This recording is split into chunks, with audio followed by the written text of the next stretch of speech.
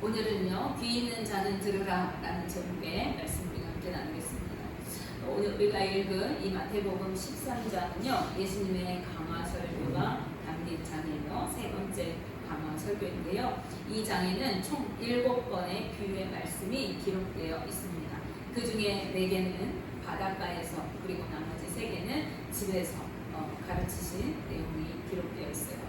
그리고 이 7개의 비유 중에서 오늘 우리가 읽은 이 본문을 제외하고 나머지 6가지 말씀은요, 천국은 뭐뭐한 것과 같다로 시작되는 천국에 관한 비유의 말씀이 기록되어 있습니다. 즉 천국 복음을 선포하신 말씀이라고 하겠습니다. 그런데 이 천국 복음을 선포하시기 전에 오늘 우리가 읽은 이 본문의 4가지 땅의 비유 말씀을 먼저 하고 계신 것을 볼 수가 있어요. 그 내용은 우리 성도님들 잘 알고 계시는 것처럼 어떤 사람이 이제 씨를 뿌리러 나갔어요. 뿌리러 나가서 이제 씨를 쫙 뿌렸는데 그 중에 일부는 길가에 떨어졌어요. 그래서 새들이 그 씨를, 길가에 뿌려진 씨를 먹어버렸습니다. 또 일부는 흙이 얕은, 흙이 살짝 덮여있는 돌짝밭에 떨어졌어요. 그래서 이 씨가 흙이 있으니까 싹을 틔웠는데 뿌리가 깊게 내리지 못했어요. 그래서 햇빛이 쨍 하고 뜨니까 뿌리가 없어서 말라서 죽어버리고 말았습니다.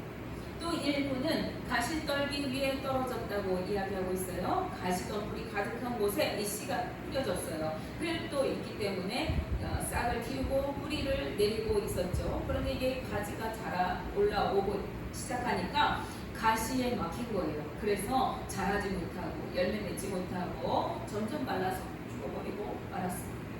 그리고 일부는 좋은 땅에 떨어져서 이제 뿌리를 깊이 받고 잘 자라서 열매를 맺는데 어떤 것은 100배를, 어떤 것은 60배를, 어떤 것은 30배를 결실하였다. 이렇게 되어 있습니다.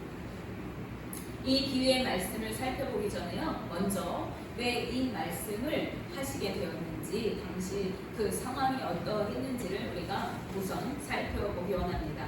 당시 예수님께서는요, 갈릴리 바닷가에 나가셨어요. 그런데 예수님을 쫓아서 수많은 사람들이 주변에 몰려들었습니다. 그래서 그 많은 사람들을 이제 좀 떼어놓기 위해서 예수님이 배 위에 올라앉으셨어요. 그리고 바닷가에 서 있는 사람들에게, 해변가에 서 있는 사람들에게 이 말씀을 전하고 계신 거예요. 그런데 이 말씀을 전하기 바로 앞장인 12장 말씀을 보면요, 예수님께서 아마도 제자 중에 한 명의 집에 들어가셨던 것 같아요.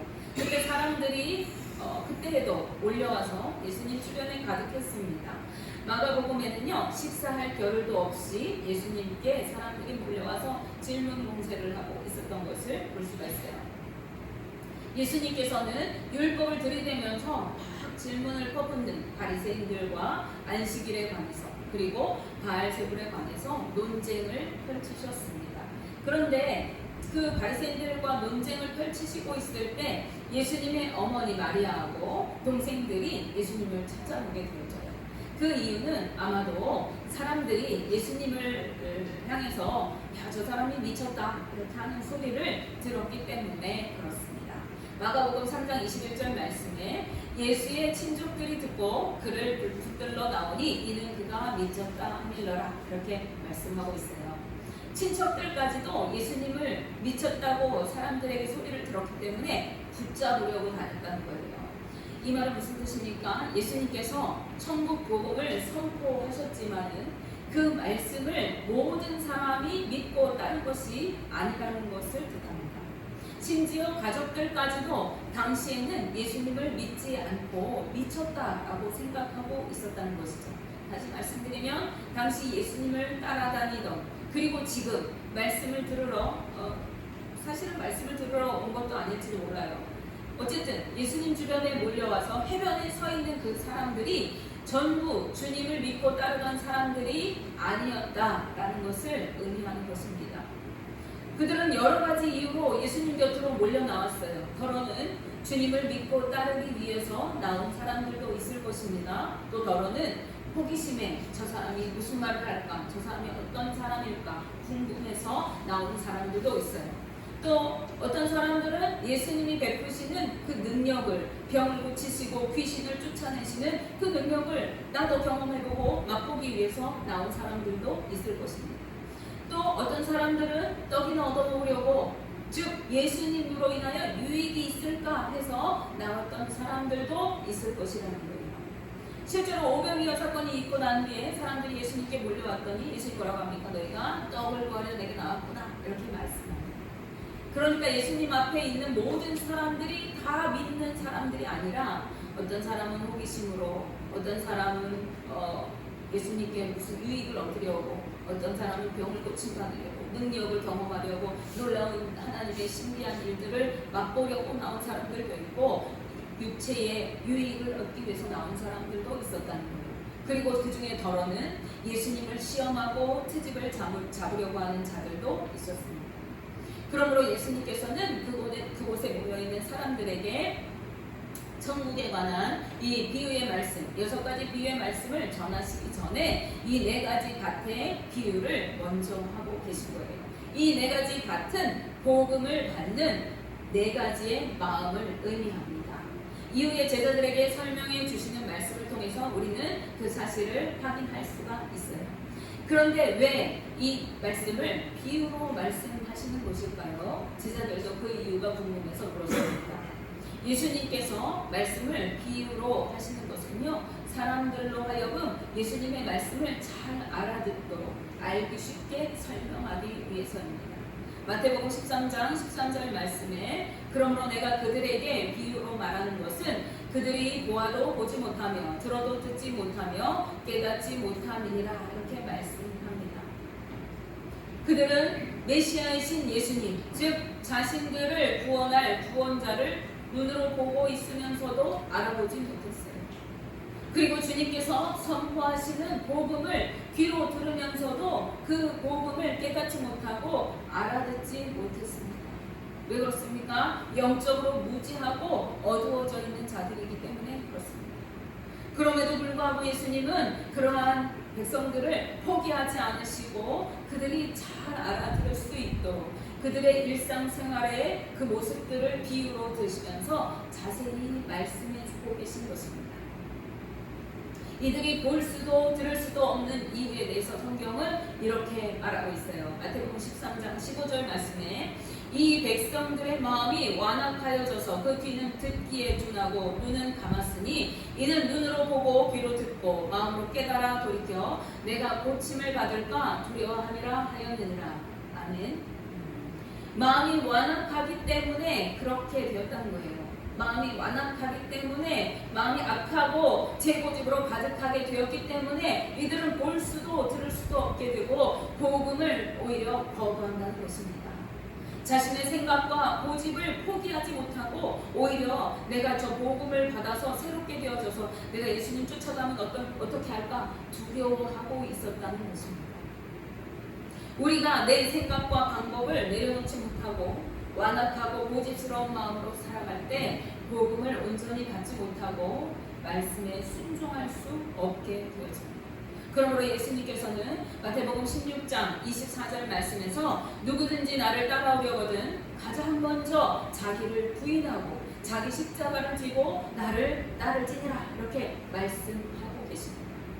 우리는 모든 정욕과 제약을 십자가에 못 박고 순전한 마음과 믿음으로 주님의 말씀을 따라 살아가야 하겠습니다. 그럼 이제 다시 본문으로 돌아오시겠습니다. 오늘 예수님께서 말씀하신 이 4가지다, 즉 4가지 마음은 어떤 마음인지, 그리고 그들은 복음을 어떻게 처리하는지 우리가 살펴보기 원합니다. 우리가 읽지 않았지만요, 예수님께서는 이 비유의 말씀을 제자들에게 친절하게 설명해 주고 계십니다. 우선 C는 오늘 본문 말씀에는요, 천국 말씀이다, 이렇게 말씀하고 있어요. 그리고 병행 구절에서는 누가가 하나님의 말씀으로 기록하고 있습니다. 즉 이 C는 복음의 말씀인 거예요. 그럼 씨를 뿌리는 자는 누구이겠습니까?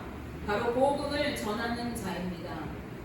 본문을 말씀하실 당시에 복음을 선포하시는 예수님 자신을 가리키는 말씀인 것이죠.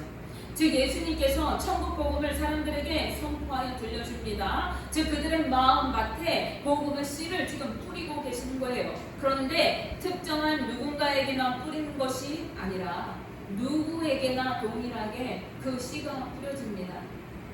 복음과 믿고 구원받을 기회는 누구에게나 열려 있는 거예요. 어느 누구나 예수 그리스도의 그 복음을 받고 믿음으로 나아가면 구원의 은혜를 누릴 수가 있는 거예요. 그런데 길 가던 돌짝밭이건 가시덤불이건 좋은 땅이건 상관없이 씨가 뿌려졌어요. 그런데 이 씨가 문제가 아니라 문제는 주님께 복음을 전해 들을 때에 그 복음을 받는 마음이 문제라는 것입니다. 주님께 몰려나온 그 모든 사람들에게 복음의 말씀이 선포되었어요. 그런데 어떤 사람들의 마음은 길가와 같은 마음입니다. 길가는 토질이 어떻습니까? 사람들과 짐승들이, 가축들이 지나다니면서 수없이 밟고 다져져서 단단한 흙으로 되어 있어요. 그런 땅은요, 씨앗이 뿌리를 내리고 싹을 틔우기가 매우 어려운 환경입니다. 즉 앞서 말씀드렸듯이 보아도 보지 못하고 들어도 듣지 못하는 완악한 마음을 가진 사람들이 이 길가와 같은 마음에 속하는 거예요. 이들은 똑같은 말씀을 듣고 있지만 깨닫지를 못합니다. 이런 사람들은 마귀에게 그 들었던 말씀도 금세 빼앗기고 마는 자들이라는 것입니다. 마태복음 13장 19절 말씀에 아무나 천국 말씀을 듣고 깨닫지 못할 때는 악한 자가 와서 그 마음에 뿌린 것을 빼앗나니 이는 곧 길가에 뿌려진 자요. 아멘. 마음이 완악하여서 제 생각과 고집으로 가득 차 있고 악의가 가득한 사람은 말씀을 아무리 들어도 도무지 무슨 말인지를 알아듣지 못해요. 분간하지 못해요. 깨닫지 못한다는 것입니다. 그런 사람들은 악한 자, 즉 마귀가 그 받은 말씀까지도 빼앗아 가버린다는 거예요. 마귀에게 마음이 빼앗기고 복음으로 변화받을 은혜의 기회조차도 갖지 못하게 된다는 것입니다. 복음의 현장 한가운데 있으면서도 그 복음의 참 뜻을 깨닫지 못하는 이러한 상황은 얼마나 비극적인 상황입니다. 우리는 이러한 상황에 처하지 않도록 우리의 굳은 마음을 제하시고 우리의 마음을 기경하셔서 부드러운 마음을 주시도록 우리에게 들을 길을 열어주시고 영안을 열어주시도록 주님의 도우심을 구해야 하겠습니다. 또 어떤 사람들은요, 그 마음이 돌짝밭과 같은 마음이라고 말씀합니다. 이들은 초보적인 그 믿음, 자의적인 믿음에 머물러 있는 그 상태에 있는 사람들이에요. 내가 예수님 믿어야지 결단하는 그 믿음의 수준에 머물러 있습니다. 이들은 복음을 듣고 자신들도 믿기로 결단했습니다. 그런데 믿음이 깊이 뿌리내리지 못한 상태에 있는 그러한 사람들인 것이죠. 그래서 말씀을 들을 때는 그 말씀을 기쁨으로 받는데요. 아멘, 맞습니다. 이렇게 받는 것이죠. 그리고 평안하고 살기 좋을 때는요, 믿음이 있는 것 같이 보여요. 신실하게 신앙생활 하는 것 같아요. 그런데 막상 한낮의 태양처럼 견디기 어려운 시련이 오고 어려움이 닥쳐올 때, 즉 복음 때문에 고난이 오고 예수님 때문에 환난이 오고 희생이 따를 때에는 믿음이 말라버린다는 거예요. 식어져 버리고 만나는 것입니다. 마태복음 13장 21절 말씀에 이렇게 되어 있어요. 그 속에 뿌리가 없어 잠시 견디다가 말씀으로 말미암아 환난이나 박해가 일어날 때에는 곧 넘어지는 자요. 이렇게 말씀합니다. 이런 사람들은 예수님을 믿으면 복받고 구원을 얻고 영생을 얻는다고 하니까 나도 복받고 싶고 내가 그 내용은 잘 모르지만 구원이 뭔지 잘 모르겠지만 나도 구원받으면 좋을 것 같고 영생도 누리고 싶고 그래서 나도 예수님 믿겠다고 결단합니다. 그런데 막상 믿으려고 하다 보니까 믿으니까 참아야 하고 믿으니까 섬겨야 하고 하던 것도 하지 말아야 하고 가던 것도 가지 말아야 하고 이전에는 내 마음대로 마음껏 살았는데 이제는 그럴 수도 없는 것 같고 그러니 믿음을 포기하고 마는 사람들입니다. 특히 예수님 당시에는 성도들이 예수님 믿는 것 때문에 출교를 당하고 민족 집단에서 배척을 받고 매를 맞고 옥에가 치고 사자에게 찢기고 죽음에 놓이기도 하다 보니까 믿음이 연약한 사람들은 이 믿음을 저버리고 예수님과 복음을 떠나게 되었던 것입니다. 믿음이 연약할 때 우리는요, 복음을 믿고 믿음 안에 살아가는 것으로 인하여 여러 가지 불이익과 고난과 어려움이 올 때에 그것을 견뎌낼 힘이 없게 되는 거예요. 작은 시련에도 쉽게 실족하고 넘어지고, 그래서 믿음을 저버리고 마는 것입니다. 내가 평안하고 그냥 그렇게 살만 할 때에는 열심히 예배도 다니고 헌금 생활도 조금 하고 그리고 교회 봉사도 하는데 조금 어려워지는 거죠. 조금 고난이 오죠. 믿었는데 소용없구나. 기도해도 소용이 없구나. 하나님이 없는 것 같구나. 떠나가는 것이죠. 그러므로 신앙에 깊이 뿌리박고 흔들리지 않는 성숙한 믿음으로 살아가야 하는 것입니다. 우리는 날마다 믿음의 성숙을 이룰 수 있도록 주님이 우리에게 믿음 주시기를 간구하며 나아가야 합니다. 믿음은 내 자의만으로 믿어지는 것이 아니에요. 어떤 사람은 내가 진짜 믿고 싶어도 몸부림쳐도 믿어지지 않는다고 울부짖는 사람도 있습니다. 왜 그렇습니까? 믿음은 내가 믿는 것이 아니라 주님께서 믿음을 주셔야 믿어지는 것입니다.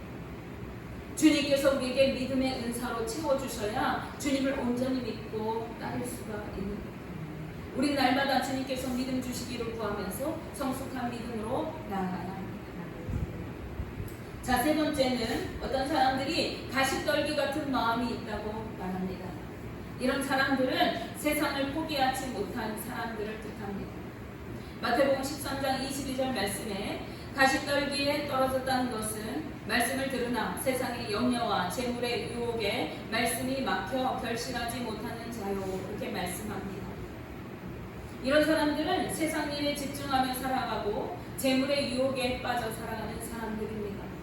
이런 사람들은 육신의 정욕, 즉 자신의 욕망대로 살아가고 향락을 즐기기를 좋아하고 재물의 유혹에 붙들려서 잘못된 유혹에 넘어가기가 쉬운, 그래서 말씀이 가로막힌 자들이라고 합니다. 막혀라고 번역된 단어의 뜻에는요, 목졸라 질식시키다 이런 뜻이 함께 포함되어 있다. 즉 온통 세상에 관심을 두면서 무엇을 먹을까, 무엇을 입을까, 어떻게 하면 재미있을까, 잘 먹고 잘 살까, 이런 것에만 온통 마음을 빼앗기고 살아가기 때문에 말씀이 자라서 열매 맺지 못하고, 즉 말씀대로 살아가면서 삶의 모습으로 연결되어지지 못하고 질식하여 사멸해 버린다는 뜻입니다. 예전에 사업하는 어떤 사람이 있었습니다. 사업이 너무 안 되는 거예요. 부도 위기까지 오게 된 거죠. 그래서 이 사람이 결단을 합니다. 내가 하나님께 매달려야겠다. 그래서 새벽마다 부르짖습니다. 하나님 살려주십시오. 하나님 이 사업을 잘 되게 해주십시오. 그러면 제가 11조를 꼬박꼬박 내겠습니다. 그러면 제가 주님께 열심히 봉사하겠습니다. 새벽마다 울며 부르짖어 기도했습니다. 그러던 어느 날부터 사업이 잘 되기 시작합니다.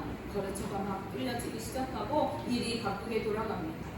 너무 공장이 바쁘게 돌아가다 보니까 새벽에 주님 앞에 나가 기도할 시간이 없어요. 그래서 이 사람이 하루 이틀 새벽 예배를 빼먹기 시작하고 급기야는 새벽 예배를 아예 나오지 않게 되었습니다. 11조를 하나님께 드리겠다고 약속했는데 11조 금액이 점점 불어나니까 11조 드리는 것이 아까웠어요. 그래서 이제 11조가 아니라 월정액을 드립니다. 월 내가 얼마만 정해서 드리겠습니다.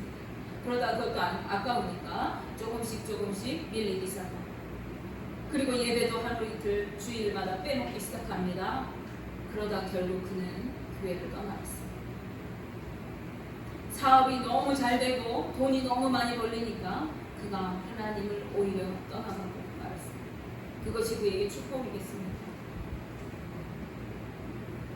이런 사람은 세상 일에 몰두하여 살아가는 사람은 맨날 말씀을 듣지만은 삶은 변화되지 않는 삶을 살아가는 것입니다. 이러한 사람은 온전한 믿음의 사람이라고 할 수가 없는 것이죠. 복음은 우리를 죄에서 자유케 하시고 사망에서 생명의 삶으로 변화를 이루어 주시는 능력이 있습니다. 뿐만 아니라 세상에 속한 자에서 이제 하나님께 속한 자로 변화를 이루어서 말씀대로 살아가게 하시고 삶 속에서 열매를 맺어가게 하십니다. 예수님께서는 마태복음 7장 20절 21절 말씀에서 열매로 그들을 안다고 말씀하시면서 나더러 주여 주여 하는 자들이 다 하나님 나라에 올 것이 아니라 하나님 뜻대로 행하는 자가 천국에 들어간다고 말씀하고 계십니다.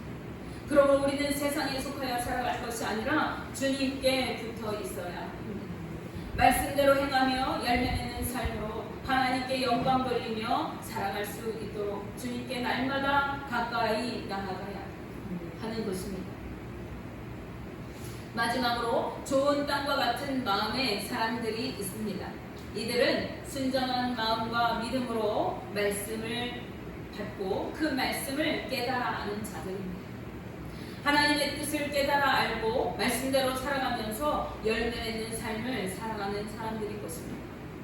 마태복음 13장 23절 말씀을 보시면 좋은 땅에 뿌려졌다는 것은 말씀을 듣고 깨닫는 자니 결실하여 어떤 것은 100배, 어떤 것은 60배, 어떤 것은 30배가 되느니라 하시더라. 아멘. 이런 사람들은요, 주님을 온전히 믿고 의심하지 않습니다.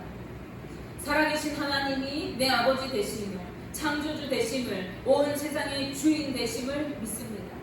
예수 그리스도께서 나를 위하여 온 몸을 찢기시고 물과 피를 쏟으셔서 내 모든 죄를 속량하시고 구세주가 되심을 온전히 믿습니다. 지금도 우리 가운데 역사하시고 우리를 다스리시고 주관하시고 주님의 거룩한 구원의 길로 인도하시는 성령님의 임재를 믿습니다. 그런 온전한 믿음으로 말씀을 받을 때에 기쁜 마음으로 감사함으로 받고 말씀대로 순종하면서 주님 뜻대로 살아갑니다. 이런 사람들은 노력하지 않아도 삶 속에서 성령의 열매, 의의 열매, 빛의 열매가 맺혀지게 되어 있어요. 왜 그렇습니까? 우리가 성령을 따라 살아갈 때에 성령의 열매가 맺힐 수밖에 없는 거예요. 우리가 하나님의 뜻을 따라 빛으로 살아갈 때에 빛의 열매가 자연히 맺혀지게 되는 겁니다. 우리가 주님의 말씀 따라 의의 삶을 살아갈 때에 의의 열매가 자연스럽게 우리의 삶의 흔적으로 남을 수밖에 없는 거예요. 그런데 다 똑같지가 않습니다. 어떤 사람은 100배로, 어떤 사람은 60배로, 어떤 사람은 30배로 결실을 거두게 된다고 말씀합니다. 주님이 우리에게 야, 너는 왜 이렇게 적게 거뒀냐? 너는 왜 쟤보다 못하냐? 이렇게 책망하시지 않아요. 중요한 것은 우리가 복음 안에 살아가면서 열매를 맺는가 하는 것입니다. 우리 각자는 믿음의 분량대로 주님께서 주신 달란트대로 그 열매를 맺게 될 것이에요. 그리고 한 개를 맺든지 10개를 맺든지 주님 앞에는 그것이 똑같다는 것입니다. 예수 그리스도를 온전히 믿고 구원받은 성도는 주님의 말씀을 믿음으로 받고 말씀대로 순종하여 살아가고 열매 맺는 삶으로 하나님께 영광을 돌리는 자들인 것입니다. 이 네 가지의 마음 중에서 오늘 여러분은 어떤 마음으로 주님의 말씀을 받고 계십니까? 우리가 읽은 이 비유의 말씀을 선포하시면서 주님은 우리에게 이렇게 말씀하십니다. 귀 있는 자는 들으라.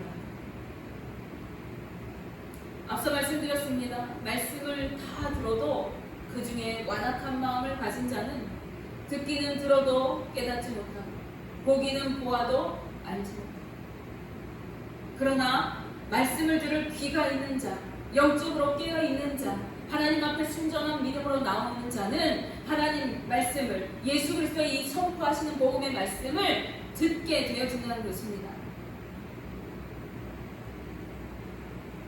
원하기는 오늘 주님의 말씀을 듣는 우리 성도님들 모두가 듣고 깨달아 온전한 믿음으로 구원을 이루고 말씀대로 순종하며 열매 맺는 삶으로 주님께 영광 돌릴 수 있게 되시기를 주님의 이름으로 축복하며 기도합니다. 기도하겠습니다.